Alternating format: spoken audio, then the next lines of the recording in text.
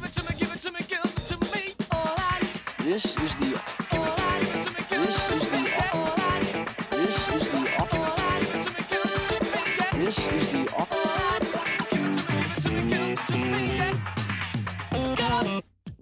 Hey there, everybody. Welcome to Say It Right, a program which will help cure your language ailments. Do you have bruises and cuts from falling along the language learning path? Do you need urgent care to help heal those language scrapes? Then you have come to the right place. I am Anne-Marie, and today I've prepared some disinfecting ointment for all those language scrapes. Today, we're going to find out the following. Why the question, how do you do, doesn't need any positive or negative answer, as opposed to, how are you?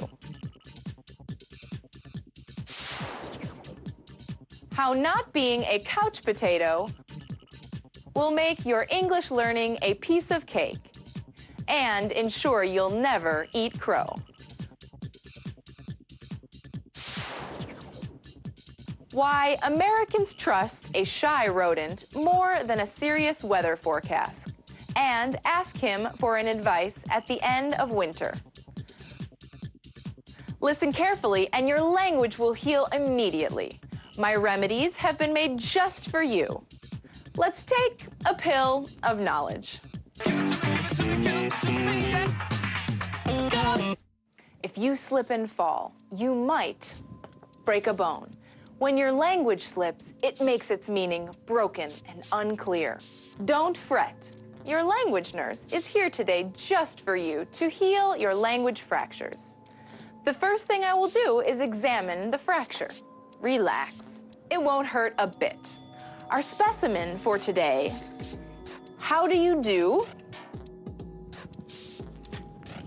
And how are you? Let's begin with how do you do? It's a usual greeting. Let's see here. Start wrapping him up. For example, you meet a new person and he greets you with a friendly, how do you do? But it's not a question at all. Actually, it means hello or nice to meet you. A good response would be, how do you do? Or pleased to meet you. Remember, we only use how do you do the first time we meet someone. And it is much more common in Britain than in America. So, how is this different from how are you?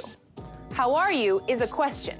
It is used every day in many different situations to find out how someone is feeling. A simple, I'm fine, thanks, how about you, would be a perfect answer. Remember, we say, how do you do, when meeting someone for the first time. As for, how are you, thank you, we say when addressing any person to find out how he or she is feeling. Now, we've got that break all wrapped up. Be careful, don't slip on these. The difference in usage of these phrases is quite important. I can see you've got it now. So, let's get a little something to reinforce your language bones. How about a dose of vitamins? Has your language been depleted of all your creative vitamins? Well, then it's your day, because I'm here to breathe some new life into your vocabulary. Let's get started. Picture this. Thank you. It's winter. The weather is terrible. The days are so gloomy. You just turn into a couch potato, sitting at home all day.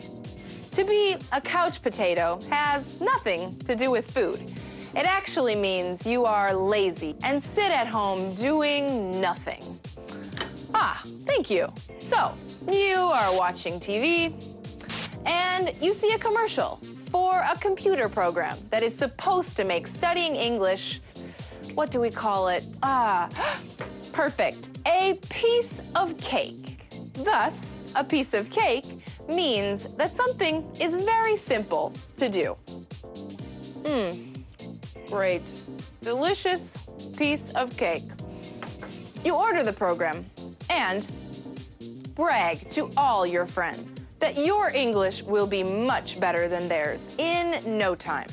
But it turns out to be not exactly what you thought.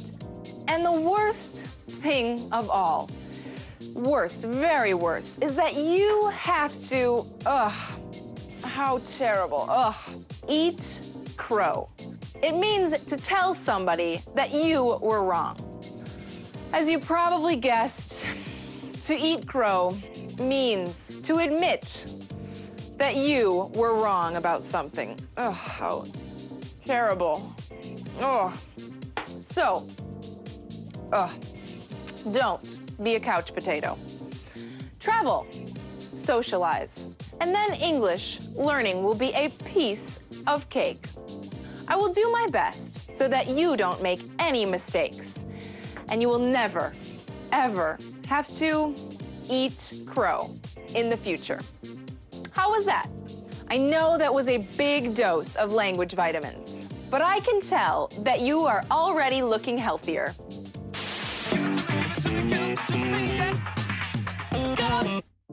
It is time for meditation. Take your seats, take a deep breath, and relax. I will tell you an interesting story. Some of you may have watched the movie Groundhog Day. But do you know it is a real holiday in America and Canada, which takes place every year on the 2nd of February? So, what's this holiday all about? The groundhog, of course. It's a small rodent, which is said to be very shy and even frightened of its own shadow. A groundhog named Puxatawny Phil comes out of his hole in the state of Pennsylvania and tells us about the coming weather. If he sees his shadow and retreats back into the hole, it means there will be 6 more weeks of winter. If he doesn't see his shadow and stays outside, it means winter will soon come to an end. Though statistics show he is right only 39% of the time. Interesting, huh? And now we can see I've made a beautiful snowflake. When I count to 3, you will wake up rejuvenated and ready to share your knowledge with everybody. Are you ready? 1, 2, 3. Well, that was all our procedures for the day. Let's have a quick checkup. You now know the proper way to greet someone with either how do you do or how are you. Great. The phrases couch potato, a piece of cake, and to eat crow from this point on are part of your vocabulary. Super.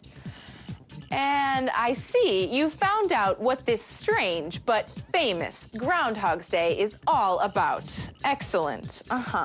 Super. Our treatment plan has come to an end. Hopefully my remedies will keep you in great linguistic form.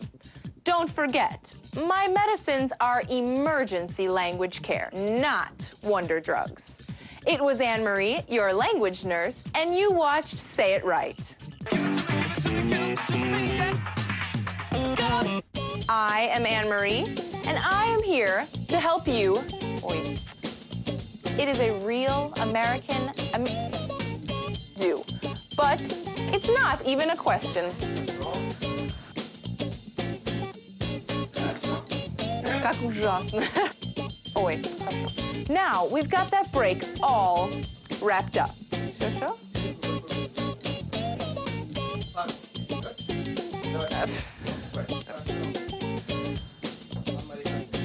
Нормально, я не так хорошо это сделала, но так.